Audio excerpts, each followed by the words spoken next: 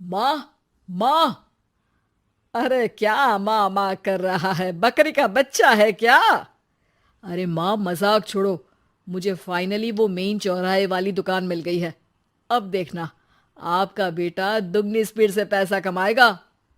ओफो, ये क्या? मेरी ऑनलाइन मेकअप क्लास चल रही है। इतनी जोर से क्यों बोल रहे हो आप दोनों? अरे मेरी धर्म पत्नी जी, मेकअप क्लास बाद में करना। वो चौराहे वाली दुकान मिल गई है हमको। अरे वाह! रुको, मैं अपनी माँ को फोन लगाकर बता देती हूँ। अरे मैं भी अपने रिश्तेदारों को बता देती हूँ। कितनी खुशी की बात है। हाँ हाँ, मैं भी अपने दोस्तों को बता देता हूँ। 1 हफ्ते बाद रजिस्ट्री है।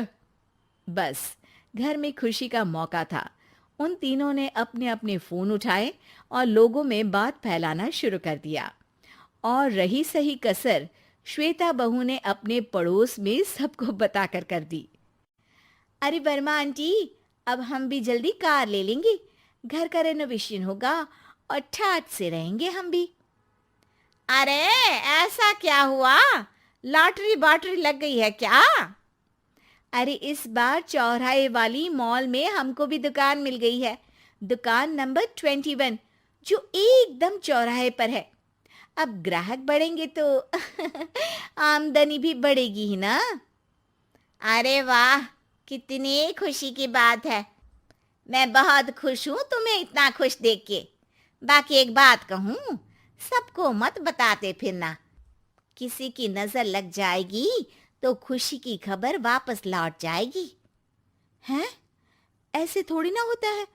अब डरा रही हो? अरे सही कह रही हूँ।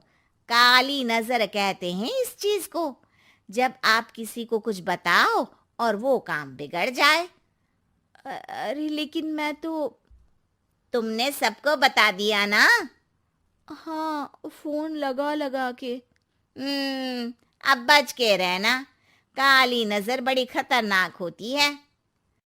श्वेता इतनी खुश रहती है कि वो वर्मा आंटी की बात पर ध्यान ही नहीं देती, जबकि पड़ोस में और भी लोगों से खुशी की खबर शेयर करती रहती है। अगले दिन राजेश बहुत दुखी होकर घर आता है। अरे बेटा, क्या हुआ? मुंह क्यों सूजा हुआ है? मधुमक्खी ने काट लिया क्या? माँ, वो दुकान किसी और के पास चली गई। किसी ने ज्यादा भाव लगा दिया। अरे पर बात तो आपसे हुई थी ना उस दुकान वाले की। हाँ, आज मैं टोकन अमाउंट देने गया था, तब मुझे पता चला। कोई आकर सुबह मुझसे पहले ही ज्यादा अमाउंट दे गया।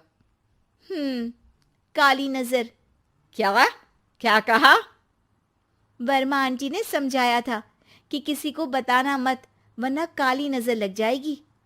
अच्छा, तुम्हें उनकी बात मान लेनी चाहिए थी। उनकी बात मान लेती, लेकिन उसके पहले ही सबको बता चुके थे ना हम तीनों। अरे अगली बार से ध्यान रखेंगे। कोई भी नई चीज होगी तो किसी को नहीं बताएंगे। तीनों कुछ दिन ऐसे ही रहते हैं, पर एक दिन श्वेता को एक मेल आता है।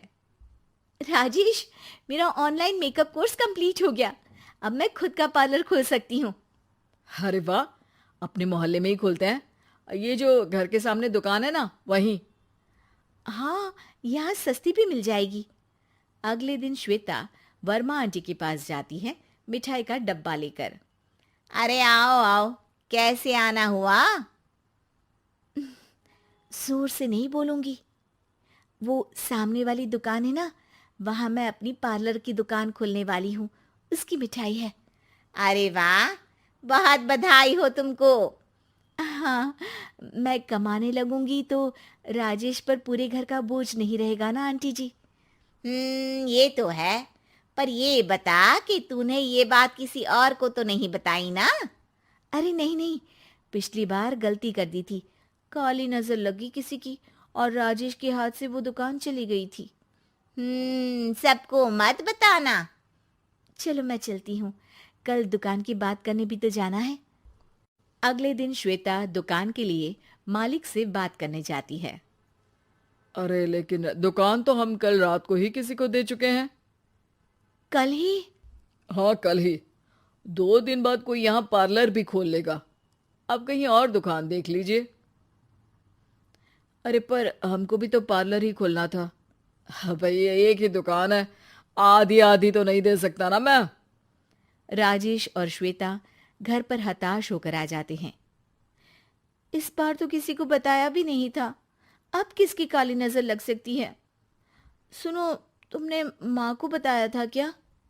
अरे कैसी बात कर रही हो, माँ की नजर थोड़ी ना लगेगी। पक्का तुमने किसी को नहीं बताया था ना? सिर्फ वर्मा आंटी को बताया था, उन्होंने ही मुझे किसी को नहीं बताने को कहा। अरे यार, तुम भी सही हो। मेरी माँ को नहीं बताने को कह रही हो, पर वर्मा आंटी को बताना तुम्हें जरूरी लगा।